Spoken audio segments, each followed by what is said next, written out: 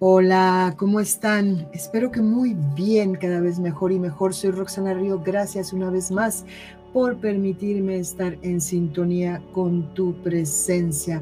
Hoy tenemos a una invitada venezolana, pero vive en Montevideo. Ella es Minori Martínez, es abogada diplomada en psicología positiva y hace más de 25 años ha pasado por diferentes terapias de sanación para su propia preparación también.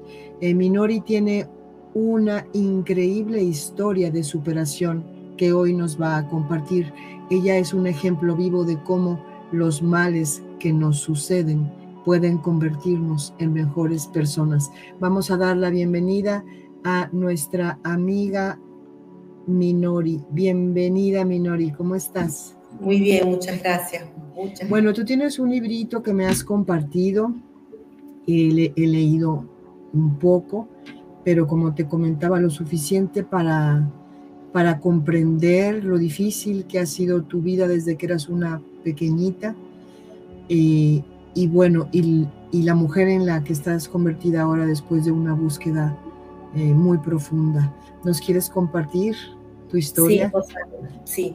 Y quiero pedirte permiso para comenzar por el final. O sea, un mensaje que yo quiero dar, que considero muy importante en esta búsqueda, porque mucha gente quiere recibir mensajes, conectar con yo superior, conectar con la esencia, pero si nosotros no trabajamos en nuestro pequeño yo primero, liberar ese pequeño yo que está formado por el mundo emocional, el mundo mental y este cuerpo físico, de todas esas densidades, va a ser muy difícil que tengamos esa conexión y que nuestros maestros guías, o sea, que podamos recibir la información que nos dan los maestros guías. Entonces yo digo que cuando nosotros tenemos el automóvil dañado, vamos a un mecánico. Si tenemos un problema dental, vamos al odontólogo. Cuando tengamos un problema de este tipo, emocional, mental, vamos al especialista. Para eso están los psicólogos, que a mí me ayudaron muchísimo, ¿no? Porque si nosotros no sanamos ese pequeño yo, ese mundo mental, ese mundo emocional, nosotros vamos a estar, además de no poder recibir esos mensajes y esa comunicación con nuestro yo superior, atrayendo energías negativas, atrayendo oscuridad. Y eso no es lo que queremos para la nueva humanidad. Yo nací en un hato a la orilla de un río, como cuento en mi libro, hija de un ganadero. Cuando tenía 4 años, mi familia quedó arruinada porque el hato estaba a la orilla de un río, la creciente del río se llevó todo y se salvó lo que ya habían previsto, porque la gente que vive en el campo tiene mucho conocimiento de la naturaleza y ellos sabían que se venía una creciente de un río y que iba a haber una inundación. Entonces habían construido casas más arriba, en la zona más alta, y bueno, se pudo salvar la gente gracias a Dios se salvó, y muchas pertenencias y el ganado. En ese interín, una cosa importante que quiero compartir es que yo en esa etapa tuve un primer contacto con el Maestro Jesús. Yo no soy canalizadora ni nada que se le parezca. Yo solamente utilizo mi contacto con mi yo superior para limpiar mi entorno familiar cercano, eso sí, ¿no? Y cuando ocurrió este contacto con el Maestro Jesús, yo tenía 4 años, no tenía noción de quién era esa persona, pero mi padre decía que él se comunicaba con nuestro Señor Jesucristo. Y estamos hablando de los comienzos de la década de los 60. Lo tildaron de loco y lo llevaron a 7 psiquiatras y a un consejo de psiquiatras, porque papá estaba loco. Y todos determinaron que papá no estaba loco. Ahí yo vi por primera vez a Jesús, pero solamente lo vi. Pasado esto, del tema de la inundación, mi hermano, 2 años mayor que yo, y yo fuimos a vivir con una tía paterna, y allí comenzó lo que para la fecha y antes de mi crecimiento personal era una tragedia.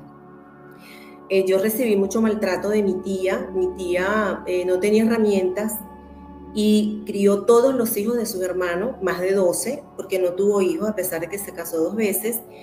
Y ella, a mí en particular, yo no te sé decir por qué era esta manera de actuar, pero conmigo fue así y fue conmigo sola. Porque yo pusiera mi cara de enojo porque crecí con mucha rabia, con mucho resentimiento, con mucho rencor, y por eso toda mi vida estuve atrayendo bajo astral.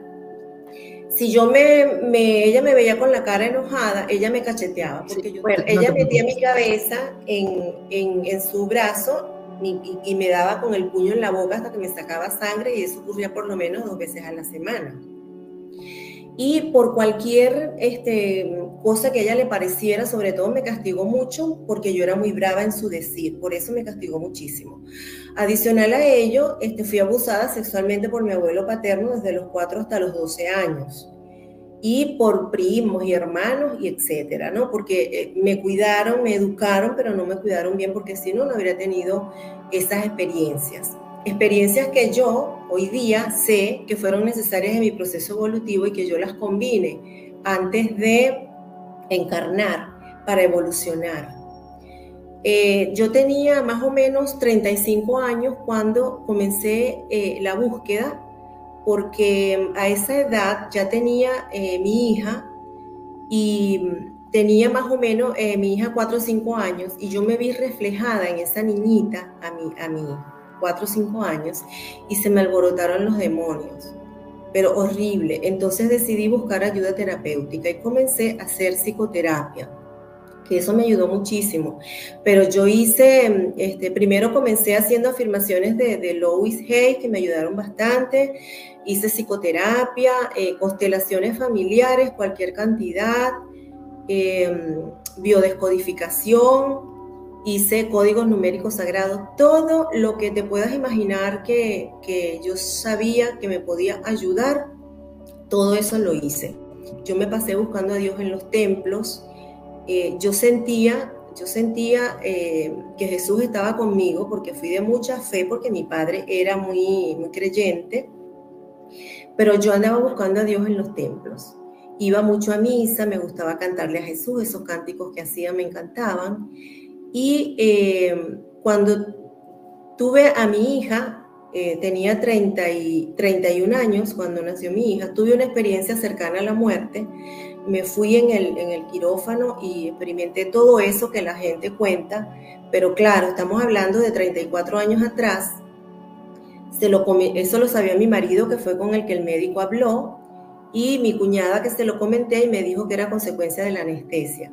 A mí me dieron anestesia al máximo y mi cuerpo no la agarró. El médico explicó que fue porque en la cesárea anterior le había pasado muy mal y había ido con mucho miedo. El miedo me estaba bloqueando, y me hicieron la cesárea prácticamente en carne viva. Y bueno, después que me sacaron la niña me fui y tuve todo eso que te digo que comentan. Sin embargo, esa experiencia a mí no me dijo nada, para mí no fue crucial en mi vida. Yo seguí siendo la misma persona que era, muy, muy, muy grosera con el verbo, muy violenta con la palabra, acumulando rencor. Yo disfrutaba, Roxana, el trayecto desde mi casa hasta mi escritorio jurídico, que era como de 2 horas, peleando con mi familia, lo que los psicólogos llaman rumiar. Yo iba rumiando, diciéndole a todos todo lo que nunca les dije de los maltratos que había recibido. Todo lo que yo hacía estaba mal hecho. Había una persecución terrible, una persecución a esa adolescente. Se la pasé muy mal. Y yo, cuando crecí, después ya estaba casada, ya tenía hijos, me revolví, como te cuento, con mi hija cuando la vi de mi edad, cuando fui abusada. Y entonces yo iba en mi mente pensando todos los días, o sea, mi ego iba alimentando ese rencor, ese resentimiento, ese odio, Rosana. Yo era odio andante, una ira andante. Eso era lo que era yo. Entonces yo todos los días, por años, alimenté eso, hasta que comencé a hacer psicoterapia con una terapeuta espectacular, que me ayudó a conectar con el amor, me introdujo en los caminos del perdón, y esas fueron mis 2 herramientas más importantes, el perdón y el amor. Y yo en mi libro cuento, una vez me hice esta pregunta: ¿el amor con qué se come? Porque todo el mundo dice yo amo, ¿cómo sé yo que amo? Entonces encontré 4 acciones fundamentales, que es el marco en el cual yo escribí mi primer libro, Tu Gran Oportunidad de Sanar. Es el mandato de Jesús: ama a tu prójimo como a ti mismo. materializado en 4 acciones: gratitud, solidaridad, compasión y servicio. Entonces, en la medida en la que nosotros seamos agradecidos con nosotros mismos, podemos ser agradecidos con el otro. En la medida en que seamos solidarios con nosotros, compasivos con nosotros y nos sirvamos a nosotros con amor, podemos hacerlo con el otro. Ese es el camino de la humanidad para la transformación. Pero ese trabajo que yo propongo comienza en la mente. O sea, yo me propuse cultivar gratitud un día y lo hice, trabajé en eso. Luego me propuse cultivar compasión, o después cultivar solidaridad y después servicio. Y eso uno lo hace en la mente, y cuando pasa de la mente al corazón ya el trabajo está hecho y ya eso se instaló. Y así vamos nosotros por la vida, cultivando gratitud, solidaridad, compasión y servicio. Y vamos cultivando el amor, que eso es lo que yo creo y siento que es el amor, y vamos a ir transformando todo lo que nos aleja de esas 4 acciones y vamos a ir transformando en nosotros toda esa densidad: odio, rencor, resentimiento, culpa, miedo, en amor. Y ese es el camino. ¿Sufriste el abandono también de tu mamá? Lo cuentas en tu libro, el maltrato de tu padre hacia tu madre, lo que contaste ahora, un abuelo abusador, tus parientes más cercanos también cometieron abusos sexuales. Terrible. Y tu tía te golpeaba. Fuiste una niña que prácticamente creció sin amor. Sí. ¿Cómo pudiste encontrar ese amor? Dices que eras una persona muy huraña, es que no me extraña. ¿Fue tu hija la que te hizo, fue ella el detonador? ¿Quién es más grande, tu niña o tu niño? Tienes 2, ¿verdad? Sí, el varón es mayor. ¿Cómo fue ese encuentro al amor, esa búsqueda de un sentimiento que tú ni siquiera conocías? O a lo mejor sí conocías, pero en ti, pero no en los otros. ¿Cómo lo descubriste? Sí, fue muy impresionante. Yo me casé con el primer hombre que me dijo te amo, porque en mi casa nunca lo escuché. Cuando este hombre me dijo que me amaba, yo le creí. Imagínate que yo venía con esa carga de abusos atrás, pero es que yo no lo experimentaba como abuso. Para mí eso era lo normal. Yo comencé a cuestionar mi crianza cuando yo llegué a los 16 años a la Universidad de Oriente a estudiar ingeniería, porque era lo que había, no era lo que yo quería, pero era lo que había. Entonces ahí yo escuchaba a mis compañeros de curso las cosas que ellos hablaban de su casa, de sus padres, de su familia, y no se parecía en nada a lo que yo había experimentado. Pero yo cuestionaba los maltratos físicos, pero yo no había caído en cuenta todavía de los abusos de mi abuelo. O sea, yo comencé allí a darme cuenta que eso no era normal, que eso era raro, ¿no? Y que no me habían cuidado bien, porque habían situaciones que yo no escuchaba en otra gente. Pero el detonante del amor fue ese hombre, que fue mi primer novio, mi marido, con el que me casé. Después nos divorciamos porque él rompió el pacto de fidelidad. Yo no pude con eso, pero con él pude compartir mi felicidad y él la suya. Tuvimos un matrimonio, lo que duró, bien avenido, y los 2 muchachitos. Ahí fue mi primer vínculo con el amor externo, ¿no? Bueno, interno también, pero que se expresaba. Pero yo cuando vi a mi hija así, yo dije, si a mi hija le pasa una ínfima parte de lo que a mí me pasó, yo soy capaz de matar gente. Y entonces se me empezó a alborotar toda esa ira que yo tenía contenida, porque es que yo no crecí, Rosana, con conciencia de que yo era una niña abandonada. O sea, yo tomé conciencia que era una niña abandonada cuando hice mi trabajo de psiconeuroinmunología en el año 2014. Yo antes no, o sea, para mí así era la vida, y yo no cuestionaba la vida. Yo había cuestionado la crianza, pero yo no cuestionaba la vida porque yo la llevaba como venía, y yo no tenía otras cosas para comparar. Ahí nos criamos todos, y yo no sabía lo que le había pasado a los otros, eso no se hablaba. Eso era todo, ya tú sabes, en esos años todo era tabú, y si tú hablabas algo, Si yo hubiese dicho que mi abuelo me abusaba, yo no tendría diente sano porque no me hubiesen creído. O sea, la golpiza que me hubiesen dado no te puedes imaginar. Entonces ahí yo con mis hijos, por supuesto, yo digo que Dios le manda a uno a los hijos para que uno practique en ellos ese amor incondicional después que uno lo practica en uno lo cultiva en uno, porque es el prójimo más cercano que tienes y ahí no hay mentira, o sea, eso es amor. Aunque yo no lo recibí de mi madre, nunca voy a saber cómo es el amor de madre, porque yo crecí creyendo que mi tía era mi mamá y le decíamos mamá, pero yo sabía que no era mi mamá. Mis primos mayores y mis hermanos le decían mamá y yo por imitación también, pero yo sabía que no lo era. Ahora, yo te quiero decir también, Roxana, que yo con mi tía, cuando fui adulta, tuve una relación espectacular. O sea, claro que tiene que ver con mi trabajo de sanación, ¿no? Tengo lindos recuerdos, la quise mucho, la cuidé mientras pude y no guardo rencor, o sea, ni con mi abuelo. Yo quiero un mensaje muy importante, es que nosotros tenemos que trabajar en el perdón, no para liberar al otro, para liberarnos nosotros, y eso es parte de esa sanación, de ese pequeño yo y de esa limpieza de ese espacio que el alma necesita para evolucionar.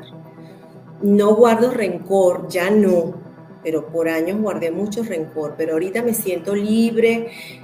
Yo he podido conectar, como te decía, con mi yo superior, he podido saborear la libertad, he podido saborear la dicha, me siento feliz, felicísima, felicísima, y yo quisiera poder que la gente comprendiera que ese estado al que yo llegué, cualquiera puede llegar, pero tiene que elegirlo y trabajar en ello. Yo tengo muchos años de terapia, de constelaciones, de todo lo que se inventó en esta tierra que me llegaba a mí, yo lo hacía, porque yo sabía que eso me servía para sanar y para seguir sacando. Yo incluso hoy día, yo hace unas semanas terminé cartas de perdón a mi padre, terminé cartas a mi niña interior, porque nosotros en el niño interior guarda toda la información del inconsciente, toda la información del subconsciente, y eso nadie le entra. En el inconsciente guardamos todo aquello que no queremos, de lo que no queremos darnos cuenta. Eso generalmente no le queremos entrar. Nos ocupamos demasiado en el afuera, en la vida del otro, en el control, en el chimento, en las banalidades, y no nos ocupamos de nosotros, de sentirnos, de escucharnos, de saber qué queremos, qué está pasando por nosotros, y de limpiar ese espacio del alma para que ella se sienta tranquila, serena, en armonía, en equilibrio, y pueda evolucionar, que a eso vinimos. Y sí, es muy interesante tu testimonio y decir que ha sido una búsqueda de muchos años, no es de un día para otro, y lo que a ti te ha traído hasta este punto es la constancia que has tenido. Y además tú eres de profesión abogada. Sí. ¿Por qué estudiaste Derecho? Rosana, simple, buscando reconocimiento. No era que yo quería defender a los pobres, no.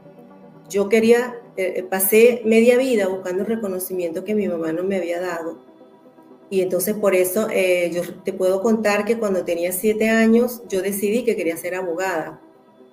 Llegó al pueblo donde vivíamos una abogada, era de tez negra y andaba muy emperifollada con su pelo alisado, muy maquillada, y toda la gente de la cuadra iba de casa en casa diciendo: llegó la sobrina de Petravera, llegó la abogada, llegó la abogada. Y yo dije, yo quiero ese reconocimiento, y yo dije, yo quiero ser abogada. En mi casa sabían que yo quería ser abogada, pero cuando yo terminé la secundaria, no se estudiaba derecho, no se estudiaba para abogados, sino en la capital y más lejos de la capital. Entonces un tío, que fue un ángel en mi vida, que ocupó el espacio de mi padre, que se ocupó de mí, una maravilla de ser que se atravesó mi vida, me dijo: estudie lo que usted quiera, pero en la Universidad de Oriente, porque él quería que yo no pasara todas las necesidades que él había pasado. Él había estudiado ya ingeniería lejísimo, a 12 horas de la ciudad donde vivíamos, y él no quería que yo pasara trabajo, así me dijo. Entonces yo me fui a estudiar a esa universidad, y ahí lo único que yo podía estudiar era ingeniería. Estuve ahí 3 años rompiéndome el coco, eso no me gustaba, no entendía, pasé materias, aprobé 2 años porque era muy disciplinada y estudiaba muchísimo, pero ni entendía ni era lo que yo quería. Entonces coincidió que yo conocí a mi madre cuando tenía 19 años y mi mamá vivía en la capital. Entonces eso fue bueno, fíjate, porque yo le dije a mi tío, yo lo que quiero es ser abogada. Y como mi mamá estaba en la capital y en la capital sí había facultad de Derecho, mi tío me dijo, bueno, vaya, yo la apoyo. Y yo me fui a estudiar, me fui a vivir a casa de mi madre. Y también otra recomendación, yo llegué a esa casa donde nadie me conocía, donde yo no conocía a nadie, imponiendo mis reglas que yo traía, imponiendo mis normas. Y a los 2 meses me expulsaron. Entonces uno tiene que cultivar tolerancia también, cultivar paciencia, todo lo que no esté en el camino del amor, está en el camino del temor. Y hay solamente 2 emociones básicas, amor y temor. Y todo lo que no es del amor es del temor. Y todo lo del temor es lo que algunos psicólogos llaman emociones negativas. Y son todas esas reñidas con el amor. Odio, ira, resentimiento, rencor, culpas, miedos.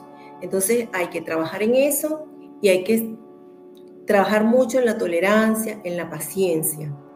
Nos decías que estabas, no, palabras más, palabras menos, que tu contacto era más bien con el bajo astral. Y pudiste comprender, como ahora nos los dices, que si no es amor, es miedo, y ese miedo es lo que te conecta con ese bajo astral. Te pudiste salir de ahí para conectarte con el amor. Tuve muchas experiencias terroríficas de bajo astral. Cuando todavía estaba estudiando ingeniería, tenía 16 años, hubo una época en la que por las noches me caían encima, yo me acostaba a dormir y ya yo, o sea, después cuando me empecé a vivir esas experiencias, yo sabía que todas las noches me caían encima un montón de cabecitas en el techo, eran muchas cabecitas negras con un ruido espantoso. Solamente se colgaban ahí y yo terminaba durmiendo en la habitación de mi tío porque, por el miedo. Y pasó muchas veces hasta que un día mis tíos decidieron llevarme a brujos buscando alguna solución, buscando ayuda. Y uno de esos, todos esos brujos decían, lo que pasa es que ella es medium. Y a una tía mía se le ocurrió que podía llevarme donde un señor que me desarrollara, porque ya teníamos una prima que ese señor la había desarrollado muchos años atrás y ella recibía espíritus, se conectaba y hacía unas sesiones, unas cosas. A mí eso no me llamaba la atención, no me interesaba, no era eso lo que yo quería hacer. Sin embargo, yo fui con mi tía 7 horas de camino a buscar a este desarrollador y no lo conseguimos, 7 horas para atrás y yo estaba muy contenta. Y bueno, seguimos buscando ayuda con gente que sabía de eso y haciendo todo lo que nos mandaban a hacer, baños, rezos, hasta que decidí, cuando eso se ocurrió por tanto tiempo, que yo decidí ir a Caracas a estudiar Derecho.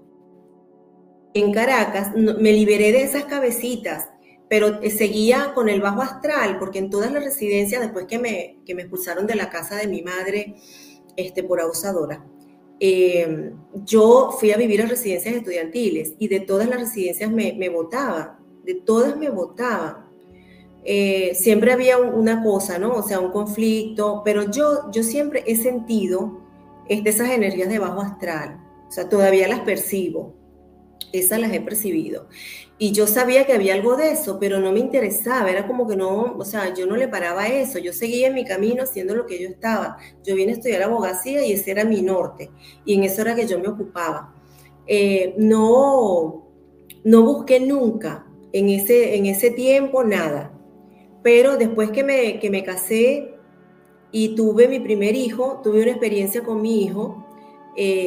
ya sentíamos cosas, ¿no? Eso que dicen que te apagan la luz, que hacen un ruido, que a nosotros nos quitaban la manta, ¿no? Y cuando tuvimos el primer hijo, había una energía muy, muy fuerte, pero negativa, muy mala. Nosotros dormíamos con una Biblia abierta en el Salmo 93. Con bajo astral he estado bregando hasta, o sea, siempre lo siento, ¿no? Pero así con efectos, creo que hasta hace 2 años atrás que tuve esa comprensión de que la única manera de nosotros no atraer bajo astral es que tengamos la casa del alma limpia, que tengamos eso sereno, eso tranquilo, eso en armonía, eso en equilibrio, y que nosotros subamos nuestra vibración. A mí, mis maestras terrenales, que son mujeres, me decían que yo tenía que subir la vibración, jamás desearle mal a nadie, porque todo lo que uno le desea al otro, Dios se lo da a uno primero, y de todo lo que sale de uno regresa multiplicado, que dar es igual que recibir. Me decían, tú tienes que subir tu vibración para que no conectes con el bajo astral, pero nunca me decían cómo subir la vibración. Y bueno, así he estado hasta ahora que sí, como te digo, logré conectar con mi yo superior. Es una energía que utilizo para limpiar memorias, bloqueos, interferencias, pero solamente en mi núcleo. No trabajo en eso, no es un trabajo que tengo, sino ayudo a gente muy cercana y mi familia, por supuesto. Y es muy bueno. Hay que trabajar mucho también en el niño interior. Nosotros tenemos el niño interior muy abandonado y hay mucha información y muchas memorias que condicionan nuestra vida de adultos y condicionan nuestras relaciones. Hay que hacer mucho trabajo de niño interior también. Te estoy escuchando y me parece impresionante tu cambio a partir de todo lo que has vivido y de que decidiste ir en una búsqueda que ha sido constante.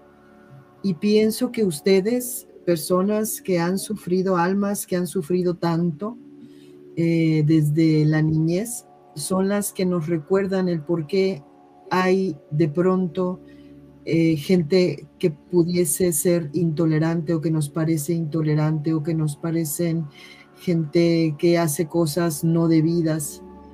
¿Tú crees que esas personas, la mayoría de esas personas tengan a su niño herido, su niño interior herido? Sí, sí. El niño interior guarda memorias de esta vida, de la infancia, pero también guarda memorias de vidas pasadas.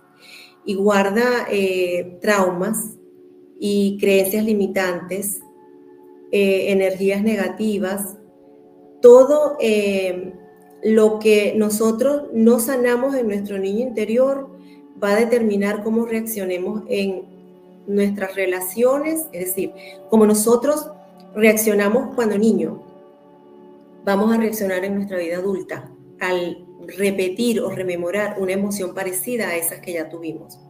Sanar el niño interior es importantísimo para cuando sanamos nosotros esas memorias. Hay memorias de abandono, pero también hay memorias de escasez, hay memorias de malas relaciones, hay memorias de todo, de vidas pasadas y de esta vida. Cuando nosotros sanamos nuestro niño interior, comenzamos a relacionarnos mejor con nosotros mismos. Y solo en la medida en la que nos relacionemos mejor con nosotros mismos, nos vamos a relacionar mejor con el entorno. La primera relación es esa, con nosotros mismos. Y de ahí vienen las otras. Tú sabes que yo te había dicho que yo no tomé conciencia, yo viví sin la conciencia de que era una niña abandonada hasta el año 2014, que después del diagnóstico de lupus, esclerodermia y artritis reumatoide e hipertensión pulmonar, ahí cuando me dieron ese diagnóstico, ahí yo confronté a la vida, yo confronté a Dios, ahí me hice preguntas. ¿Cuáles eran las enfermedades que te diagnosticaron y qué significan? Lupus, esclerodermia, artritis reumatoidea e hipertensión pulmonar.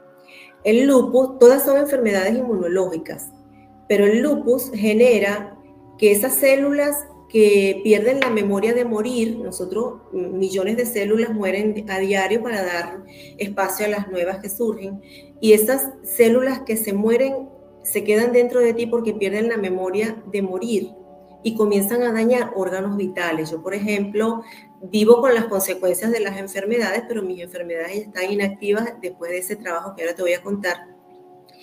Yo tengo quistes en el hígado, tenía quistes en un riñón, tengo la tiroides inflamada, el esófago inflamado, la piel reseca absolutamente, los ojos secos, bueno, una serie de consecuencias. Y en el 2014 yo hice un trabajo de psiconeuroinmunología con la doctora Marianela Castés Boscán y su equipo, un trabajo maravilloso. Fíjate que la esclerodermia endurece los músculos, el corazón es un músculo, la lengua es un músculo, la piel es un músculo, y los músculos inflamados te generan muchísimo dolor. Y cuando uno tiene lupus, andas con una tristeza que no puedes con ella. Cuando se te altera la tiroides, se te altera todo. Y yo siempre digo que bueno que son incurables porque yo sé que se pueden sanar, porque yo soy un ejemplo de eso. Yo hice ese trabajo de psiconeuroinmunología, allí concienticé que yo era una niña abandonada, con todo lo que eso conlleva, ¿no? Fue un trabajo, una encerrona, como yo digo, de 6 días con especialistas de varias áreas, psicólogos, psiquiatras, psiconeuroinmunólogos, y ahí estamos trabajando. En mi caso fuimos en el 2014, en mayo, 11 impacientes, que así nos llamaron, y 11 médicos en formación. Y allí, en mi primera confrontación fue con mi enfermedad, con mis enfermedades, ¿no? Y lo que aprendí en ese trabajo, del cual salí siendo otra persona, fue que no importa quién te abandone, no importa si te abandona tu mamá, tu marido, tu hijo, tu amigo, no importa quién te abandone, el abandono que cuentes es el que tú haces de ti, y de ese no te ocupas, no te abandones tú. Eso aprendí ahí. Que no te aman, ámate tú y verás cómo te aman los otros. Que no te aceptan, acéptate tú y verás cómo te aceptan los otros. Que nadie te aprueba, apruébate tú. A eso fue lo que vinimos. Bueno, yo salí de ese encuentro con la conciencia y la certeza de que había sanado, porque la sanación comienza cuando uno toma conciencia del síntoma y trabaja en el síntoma, trabaja en la causa, no en las consecuencias. Yo las consecuencias están y las llevo y las sé llevar, pero las causas ya no están. Yo hoy tengo la conciencia de que nada de eso se va a activar porque yo sané la causa, y la causa fue el abandono. Y habiendo sanado la causa y con la conciencia de que no importa quién me abandone, si no me abandono yo avanzo por la vida. Así que lo que quiero decir con esto es que lo que tú viviste en tu infancia o lo que tú has vivido en tu vida no determina lo que tú quieras ser hoy y hacer hoy. Eso depende de ti. Todo lo que tú vives hoy, en este aquí, en este ahora, en este presente, es lo que tú elijas vivir, lo que tú elijas hacer con esas experiencias que tuviste. Te puedes quedar como Calimero llorando, ¿por qué a mí? ¿Por qué yo? Siempre yo, pobrecita yo. O puedes, como tú decías, tomar la batuta de tu vida y decir, yo salgo de aquí. Yo quiero transformar en mí todo lo que me aleje del amor, y yo quiero vivir en el amor, y yo quiero hacer esa conexión divina con mi verdadera esencia. Yo quiero ser consciente que yo no soy este pequeño yo con esta mente emocional. Entonces, nosotros somos responsables de hacer en nuestra vida cosas buenas con esas experiencias. De las experiencias que tuvimos, por muy amargas, por muy dolorosas, lo que nos toca es aprender. Porque cada una de esas experiencias nosotros la elegimos para aprender algo. Aprendemos, integramos ese aprendizaje a nuestra vida y seguimos avanzando. Eso es lo que nos toca. Y en estos momentos, Minori, ¿qué es lo que haces? ¿A qué te sigues ejerciendo como abogada? ¿Estás ayudando gente? ¿Qué es lo que haces? No, yo escribo, estoy empezando a escribir mi tercer libro. Yo tengo Tu Gran Oportunidad de Sanar, que es donde cuento mi historia con todas las herramientas que utilicé para sanar, que está disponible en Amazon, y aquí está, que es de lo más lindo. Lo pueden conseguir en Amazon. Y después escribí Sigue Aprendiendo, Sigue Creciendo, Sigue Sanando, porque para mí tu gran oportunidad de sanar fue un trabajo de sanación espectacular. Yo me demoré 6 años organizando este libro y comparto 96 anécdotas que yo llamo aleccionadoras, que me sirvieron a mí para aprender, crecer y sanar. Y ahora empecé a escribir un libro sobre espiritualidad. No tiene nada que ver con religión, sino con espiritualidad. Y viviendo, Rosana, viviendo la vida, disfrutando, aprendiendo, creciendo, sanando. Leo mucho, estudio mucho, veo todos estos programas como el tuyo, veo los videos, todo ese montón de gente que está aportando al crecimiento espiritual, el despertar en conciencia, todo eso lo veo. No me alcanza el tiempo para aprender, o sea, estoy así como una esponja. Y bueno, en eso me paso, y compartiendo con mis hijos, disfrutando, viviendo. ¿Qué edad tienen tus niños ahora?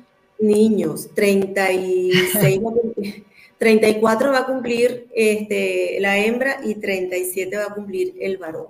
Tengo un nieto de 18 años también. Oh, madre mía. Pues muy bien, serás una abuela muy orgullosa seguramente. Sí. Minori, muchísimas gracias. Bueno, las personas que quieran comunicarse contigo, que sea tu Instagram, que está aquí, ¿verdad? Minori, sí. @Minori Martínez. Y pues te agradezco mucho que nos hayas abierto tu corazón, que nos hayas contado tu historia. Seguramente algunas personas de las que te están escuchando, te han escuchado, se identificarán contigo y serás un buen ejemplo para seguir, porque sí se puede, siempre se puede, solamente hay que desearlo y actuar. Exactamente, hay que elegirlo, tomar la decisión. Gracias a los que nos han estado escuchando y a los que nos van a escuchar más adelante. Gracias, Minori, un abrazo hasta Uruguay, en Montevideo. Sí, gracias a ti, Rosana, muchas gracias. Hasta pronto.